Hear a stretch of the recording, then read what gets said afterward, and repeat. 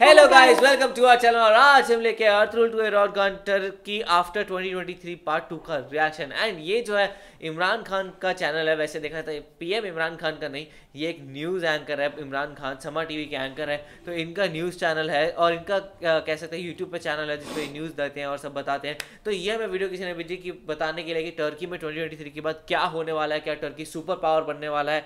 And बहुत सारी चीज़ें हैं, लाइक एक मैंने कैनाल का है तो कुछ सुना था उसके बारे में। मैं अभी रिसेंटली पढ़ रहा हूँ कि वो एनवायरमेंटलिस्ट की वजह से कुछ प्रॉब्लम आ रही है, क्या है, तो शायद उसकी कुछ बात हो 2023 के बाद क्या होने वाला। देखते हैं फिर कैसा होगा। और इसमें अर्तुगरुल के बारे में भी बोल रखा है। और अर्तुगरुल जो था वो पहले इसमें टर्की में ही आया था, लेकिन फिर जो इमरान खान है उन्होंने पाकिस्तान को उसमें डब करवाया, हिंदी में डब करवाया, क्योंकि वो चाहते थे कि लोगों में ऐसे इस्लाम को लेकर थोड़ी सी रिस्पेक्ट जागे जो कि मतलब नहीं थी, वो वापस आए ऐसा कुछ करके।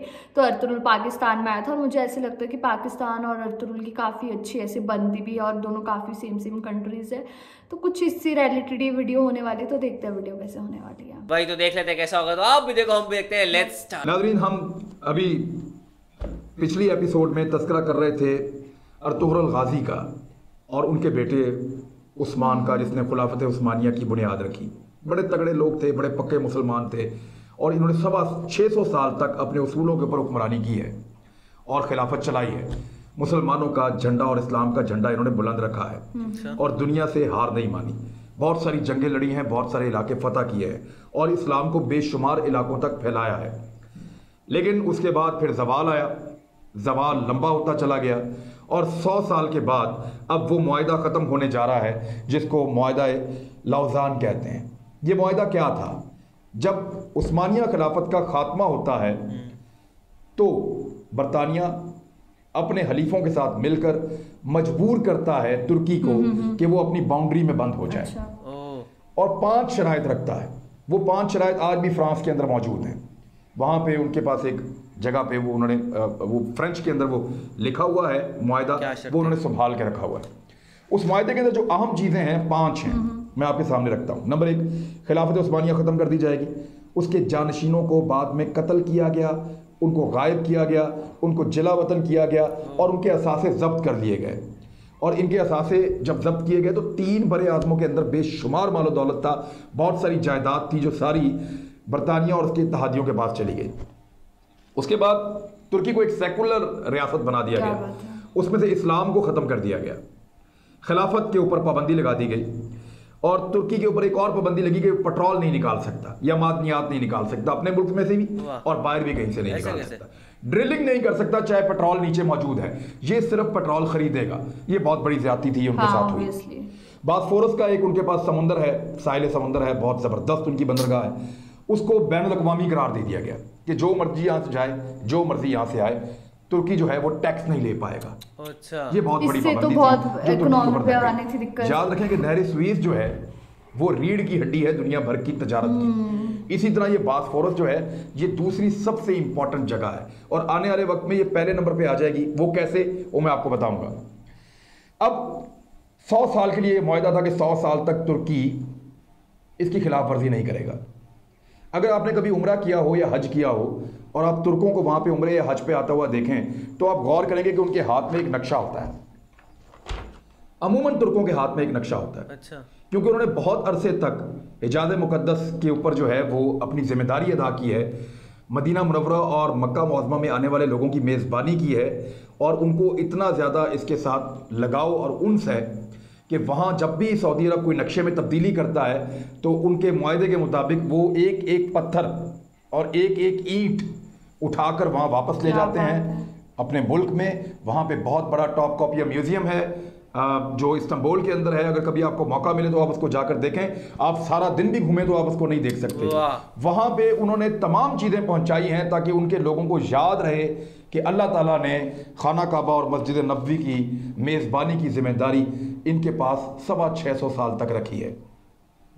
वहाँ जब तुर्क जाते हैं तो उनके पास नक्शे होते हैं, उनको एग्जैक्टली पता है कि किस सहाबी का घर कहाँ है। वो नक्शे के ऊपर कंपास रखते हैं और कदम गिनकर चलते हैं और खड़े होकर दुआ करते हैं।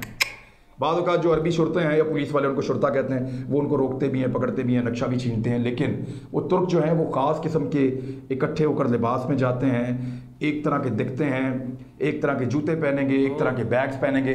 वो बड़े इत्तेफाक के साथ जाते हैं और उनको और बड़ी अकीदत के साथ जाते हैं। और वहाँ पे मैंने ये महसूस किया और कई और लोगों से भी सुना कि तुर्क अक्सर खाना काबा को पकड़ के ये दुआ करते हैं कि अल्लाह ताला अपनी नाराज़गी ख़त्म कर दे, जो मेज़बानी का शरफ तूने हमें दिया था वो हमें वापस दे दे। ओके। तुर्कों की पिछले 100 साल की दुआएं, ऑटोमन एम्पायर जो था वो खत्म हो गया, उसकी बात कर रहे हैं। में रो रो के दुआएं मांगी हैं कि आप अल्लाह ताला हमसे नाराज़गी ख़त्म कीजिए और अपने नबी के सदक़े में हमें ये मेज़बानी वापस दे दीजिए। ये तुर्कों की ख्वाहिश है। अब ये जिम्मेदारी इस वक्त आले सऊद के पास है, जो सऊदी अरब के बादशाह हैं, जो वहाँ के हुक्मरान हैं। लेकिन तुर्क ये कहते हैं कि ये जिम्मेदारी हमसे छीन ली गई थी और हमें इस बात का शदीद अफसोस और दुख है। अब दोनों पाकिस्तान के बरादर मुल्क हैं, लेकिन तुर्कों की अपनी एक ख्वाहिश है, उसका भी हम एहतराम करते हैं, और एक जिम्मेदारी आले सऊद के पास है, उसका भी एहतराम करते हैं।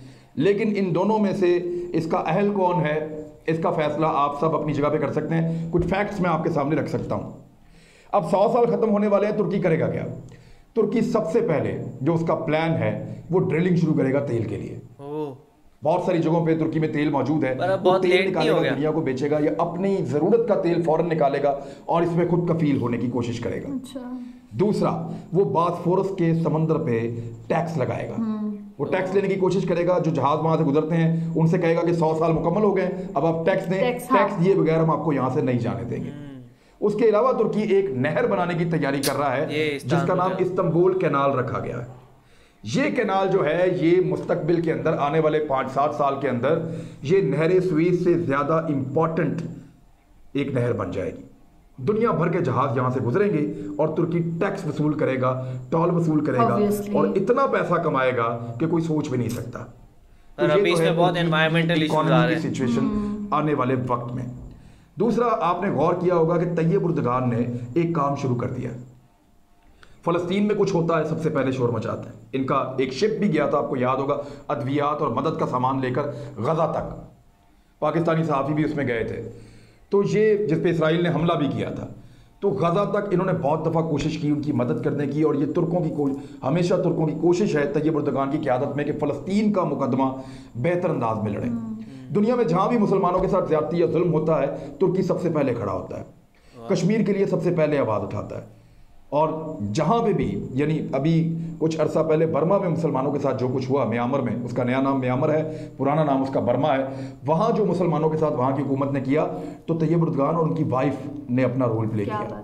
बहुत इंटरेस्टिंग प्लान यहाँ पे दिखाया गया कि टर्की की तरफ से क्या होने वाले हैं। वो प्लान कर रहे हैं, कैनाल प्लान कर रहे हैं, वो कैनाल के थ्रू ही वो करेंगे। पर वैसे अगर आप वो मैप में देखो तो वो कैनाल बहुत ज़्यादा पास है दूसरे कैनाल के पास, तो कहीं ना कहीं एक बार लोगों की आशंका बहुत उठी। जैसे मैंने अभी रिसेंटली न्यूज़ पढ़ा था तो उसमें यही दिखा रहे थे कि लाइक वो एनवायरमेंटल कंसर्न्स बहुत ज़्यादा है। ऊपर से टर्की जो है वो बहुत सारा लोन ले रहा है, इतना पैसा उसको देगा कौन और कहाँ से वो उठाएगा, किस तरीके से उसका पूरा पैसा निकालेगा। पर हाँ, ये ज़रूर है कि अगर मान लो वो हो गया, पूरा बन गया उस तरीके से जिस तरीके से एर्डोगान चाहते हैं, तो शायद ये हो सकता है कि उससे उनको बहुत वसूली मिले और उनको बहुत ज़्यादा फ़ायदा हो सकता है। एंड तभी उनको ये बनाना पड़ रहा है ताकि उनको अच्छे खासे एक रेवेन्यू स्ट्रीम उनकी एक बन जाए। पर लेकिन मेन सिटी के अंदर से जहाँ पे पहले नहीं हुआ करता था कैनाल, वहाँ बनाना बहुत डिफिकल्ट होता है, तो वो इतना डिफिकल्ट प्रोजेक्ट यहाँ पे इन्होंने उठाया है। एंड साथ में किस तरीके से एक्सप्लेन करना है कि उनका क्या है एंड किस तरीके से वो कह सकते हैं एक पावरफुल देश बनना चाहते हैं, वापस से वो वैसे रिस्पेक्टेड देश बनना चाहते हैं जैसे वो पहले हुआ करते थे। तो वो सारे प्रोजेक्ट यहाँ पे बताया जाता, तो बहुत इंटरेस्टिंग लगा। आप लोगों को बताना, आप लोगों को कैसा लगा? और मुझे ऐसे लगा कि जो सबसे ज़्यादा जुल्म हुआ है बेसिकली टर्की के साथ, वो ये हुआ है कि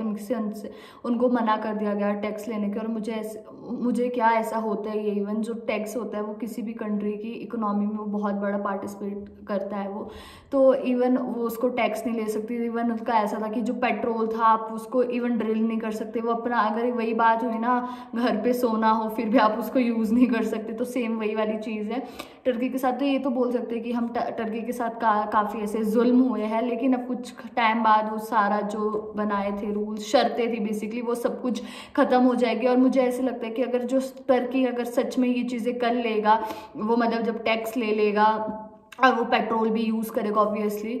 तो मतलब काफ़ी पावरफुल कंट्री टर्की बन सकती है।